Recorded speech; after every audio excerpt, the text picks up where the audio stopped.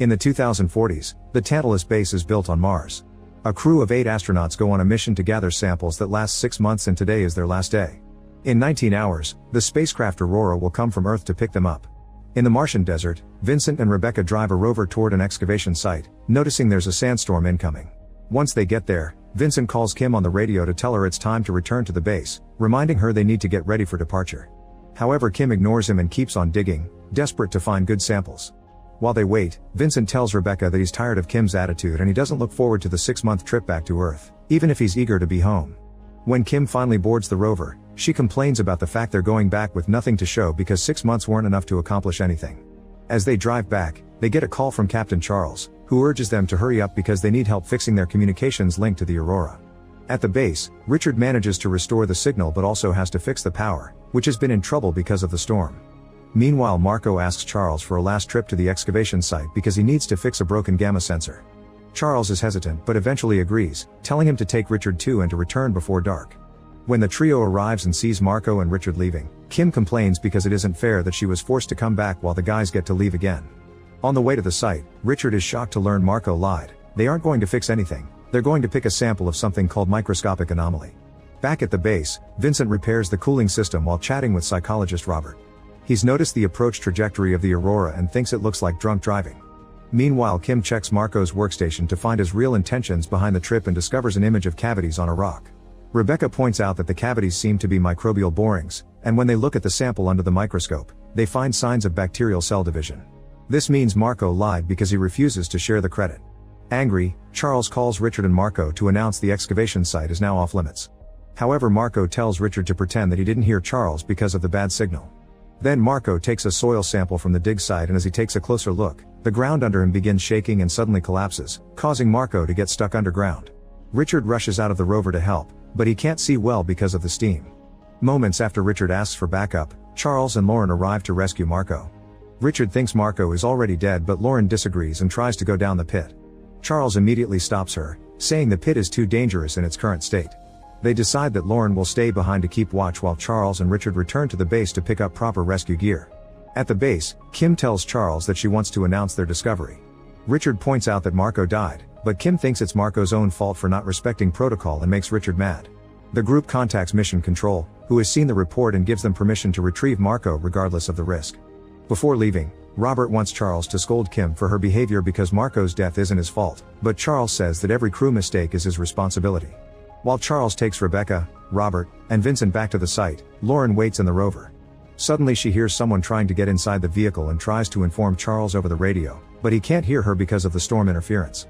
When the team finally arrives at the excavation site, Lauren has disappeared. They assume she fell in the pit, so Vincent straps his suit to a rope and goes down. As he's about to reach the bottom, he notices a microbial organism growing on the rock formation.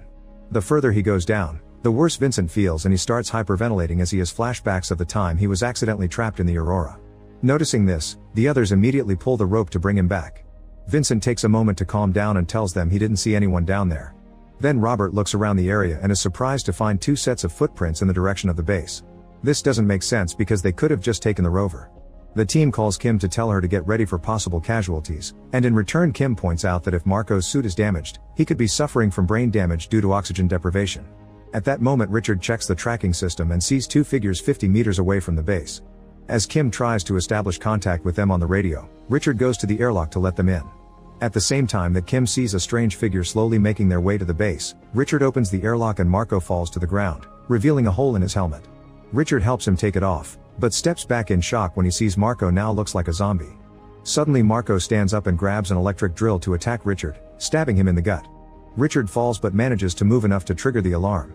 Kim rushes to the airlock, but as soon as she sees Marco she runs away to hide in another room. Soon Lauren reaches the airlock too, revealing she's also infected. Richard struggles with his pain and manages to run into another room, locking the door behind him. Lauren goes after Kim instead, who starts fighting the creature the best she can considering she's no soldier. Soon Marco joins her and Kim uses every object in the room to defend herself. One of the creatures gets distracted by drinking some liquid on the floor, so Kim knocks the other down and runs, locking this door as well. Before passing out, Richard manages to say Mayday on the radio. When the others come back, Charles tells them to wait outside while he investigates, finding a complete mess inside. He finds Kim as Marco starts breaking down the glass door, so Charles orders her to get in a suit while he tries to hold the creatures off. Soon Marco gets out and Charles tries to reason with him, but it doesn't seem that the infected brain understands words. Once she's suited up, Kim leaves the base and Charles runs to the airlock. On his way out, the infected astronauts catch up to him and stab him on the shoulder. After some struggle, Charles goes out and reunite with the others. They disable the door to trap their sick friends and Vincent complains, but Kim shows him the creatures' faces while pointing out they aren't humans anymore. The group runs to hide in the greenhouse dome and Rebecca tries her best to treat Charles' wound even though she isn't a doctor.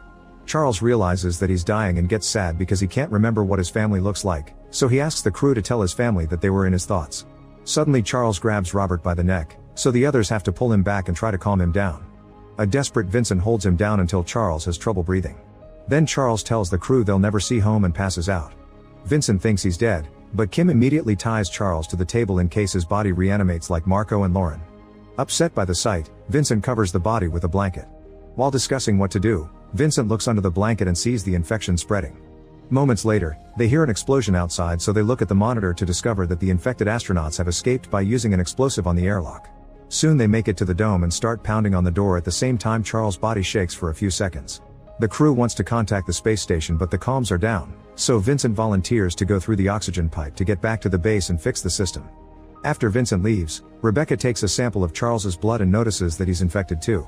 Minutes later, Vincent stops crawling because he is having a panic attack as he's haunted by the memories of his accident at the space station. On the radio, Rebecca helps him calm down by saying everyone in the team is as scared as he is. When he finally reaches the base, he finds blood all over the place but still gets down to work. Back to Rebecca, she wonders if antibiotics could neutralize the bacteria and injects Charles with a solution. Charles' body immediately starts shaking and contorting, so Rebecca thinks he may be fighting the infection. However, Kim points out that the movement is just the body's reflexes having a natural reaction. Once the body stops moving, Rebecca takes another blood sample and discovers that the bacteria is no longer multiplying, meaning the solution doesn't cure the bacteria but does slow it down. Kim pours the solution into a decontamination spray so they can vaporize it and use it against the creatures. Meanwhile, Vincent manages to contact Aurora, but before he can tell them about the situation, the power shuts down. Robert checks the monitor and notices their sick friends are going back to the base because they can't break the dome doors. The team agrees to unlock the door to lure the creatures to the airlock and spray them with antibiotics. As soon as one of the infected astronauts comes in, the decontamination spray activates and the creature falls to the floor squirming. Unfortunately, Rebecca then discovers that the effect is only temporary because the bacteria is starting to develop resistance to the medicine. Vincent is making his way to fix the power only to come across an infected Richard, but he doesn't hesitate to repeatedly bash Richard's head with his flashlight. No matter how hard he hits, the creature won't go down, so Vincent runs to the oxygen pipe and crawls back. He asks Rebecca to open the panel while warning her he didn't seal the other end of the pipe. The others put on their helmets before pulling Vincent out, then Kim grabs 2 bottles of antibiotics and throws them at Richard, who isn't held back. Vincent and Rebecca run to open the airlock, hoping to escape. At that moment, Robert notices that Charles' body is starting to reanimate, so he runs to and locks the door behind him, leaving Kim with to die under the creature's attack. When he joins Vincent and Rebecca, he just tells them Kim didn't make it. In the airlock, the creature they sprayed before is starting to wake up, so Robert kicks it a few times in fury. Then the trio finally opens the airlock and runs away, but on their way out their infected friend stabs Rebecca in the leg with scissors. Fortunately, the crew is fast enough to reach the rover and Vincent injects Rebecca with an antibiotic, hoping it'll help her body fight the bacteria. The group leaves in the rover, but after a few moments they realize they don't have enough power to reach the landing site. They'll have to walk there, which Rebecca can't do because of her wound. Vincent thinks they should take Rebecca to the base to treat her injury, but Robert thinks they should leave her behind because she's infected. Rebecca points out Robert may be infected too because Charles grabbed his neck, but Robert changes the subject.